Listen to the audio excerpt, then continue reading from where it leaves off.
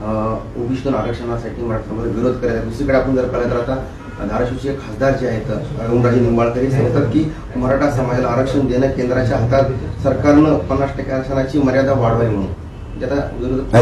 त्यांना माहित नसेल कोण खासदार आहे त्यांना, मराठ्यांची मागणी ओबीसीतून आणि 50%च्या आत महाराष्ट्रातल्या मराठ्यांची 50%च्या वर मागणी नाही।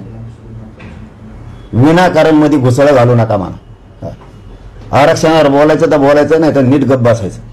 मराठ्याच्या आरक्षणावर बोलून मराठ्याच्या अन्नात माती काढायचं काम करायचं नाही, गपचिप राहायचं। हो, कारण आमची मागणी ओबीसी आरक्षणातून मागायचं तर मराठ्यांच्या हक्काचं मागायचं, मागायचं नसेल तर गप्प बसायचं। केंद्राच्या हातात येईन 15च्या कोणाच्या हातात येईल हे आम्हाला शिकवायची गरज नाही कोणाची। बोलाव तर गोरगरीब करोडो मराठ्यांच्या लेकराच्या बाजूने बोलावं, नाही तर बोलू नये।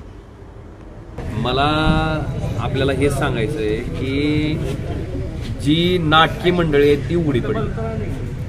आपल्या माहितीसाठी मराठा आरक्षण हा विषय ज्यावेळेस सुप्रीम कोर्टात पहिल्यांदा मराठा आरक्षणाच्या विरोधातली याचिका आली होती, त्यावेळेस ह्या भागाचा खासदार म्हणून मी केंद्र सरकारकडे एक मागणी केली होती की तामिळनाडू राज्यात सुद्धा 50%ची मर्यादा आरक्षणाची ओलांडल्याच्या नंतर त्या आरक्षणाच्या बाबतीत सुद्धा अशीच याचिका सुप्रीम कोर्टात आली होती, पण त्यावेळेसच्या केंद्र सरकारनं त्या याचिकेच्या अनुषंगानं त्याच्यात लक्ष घालून आणि राज्य सरकारच्या बाजूने ऍफिडेव्हिट देऊन तामिळनाडू राज्याचं आरक्षण त्या ठिकाणी टिकवलं गेलं होतं। माझी मागणी ह्यावेळेसच्या केंद्र सरकारला तीच होती की बाबा जे तामिळनाडू सरकारच्या बाबतीत आपण पाऊल उचललं होतं तेच पाऊल महाराष्ट्रामधल्या मराठा आरक्षणाच्या बाबतीत उचलावं, जेणेकरून ते जर उचललं गेलं असतं तर आपलं सुद्धा महाराष्ट्रातलं आरक्षण टिकलं असतं। आणि जो वाद आज त्या ठिकाणी तयार झालाय मराठा आणि ओबीसी, मला वाटतं तो वाद त्या ठिकाणी तयार झाला नसता। असो, त्याच्याकडे लक्ष न दिल्याच्या नंतर सुद्धा ज्यावेळेस ते आरक्षण रद्द झालं आणि त्याच्यानंतर सुद्धा वारंवार मी केंद्र सरकारकडे विनंती करतोय, मागणी करतोय की 50%ची आरक्षणाची जी मर्यादा आहे ते वाढवायचं काम संसदेनंच करणं अपेक्षित आहे। संसदेतच काय त्या ठिकाणी संवैधानिक दुरुस्ती आणून तो कायदा करणं गरजेचं आहे।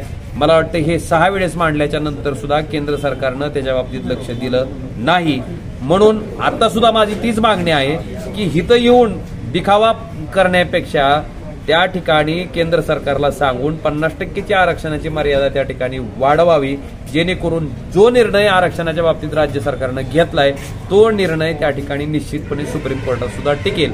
मला वाटतं ह्या बाबतीत राज्य सरकारनं आणि केंद्र सरकारनं दोघांनीही पावलं सकारात्मक भूमिकेतनं उचलणं गरजेचं आहे आणि ती उचलावीत हीच अपेक्षा आहे।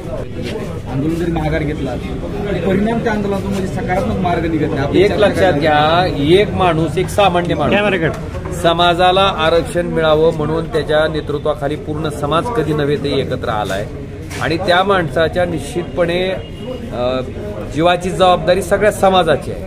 त्यांनी जेव्हा उपोषणाचा मार्ग स्वीकारला, ह्याच्यापूर्वी अनेक वेळेस त्यांनी उपोषणं त्या ठिकाणी केली की समाजाला आरक्षण मिळावं आणि त्यावेळेस जे जे आश्वासन राज्य सरकारकडनं त्यांना दिलं गेलं त्या आश्वासनाची पूर्तता मात्र त्या ठिकाणी होताना दिसली नाही आणि त्याचाच रोष म्हणून त्यांनी कायम सांगितलं की राज्य सरकार त्यांना कायम नादी लावायचा प्रकार करतंय आणि त्या ठिकाणी जे आश्वासन देतंय ते आश्वासनही राज्य सरकार पाळत नाही। मला वाटतं हे आधीच्या घेतल्या गेलेल्या भूमिकेतनं अनेक वेळेस लक्षात आलंय। आमची त्यांना एवढीच विनंती आहे की त्यांचा जीव मराठा आरक्षणाचं नेतृत्व म्हणून सगळ्यासाठीच महत्वाचं आहे, त्यामुळे तुम्ही तुमच्या तब्येतीची काळजी घ्यावी अशा प्रकारची चर्चा आम्ही त्यांना जेव्हा भेट झाली त्यावेळेसही केली होती आणि राज्य सरकारलाही मी विनंती केली होती की बाबा जे जे आश्वासन आपण त्यांना दिलं त्या आश्वासनाची पूर्तता आपण करणं अपेक्षित आहे। ताजे अपडेट मिळवण्यासाठी उस्मानाबाद न्यूजला सबस्क्राईब करा आणि बेल आयकॉन प्रेस करण्यास विसरू नका।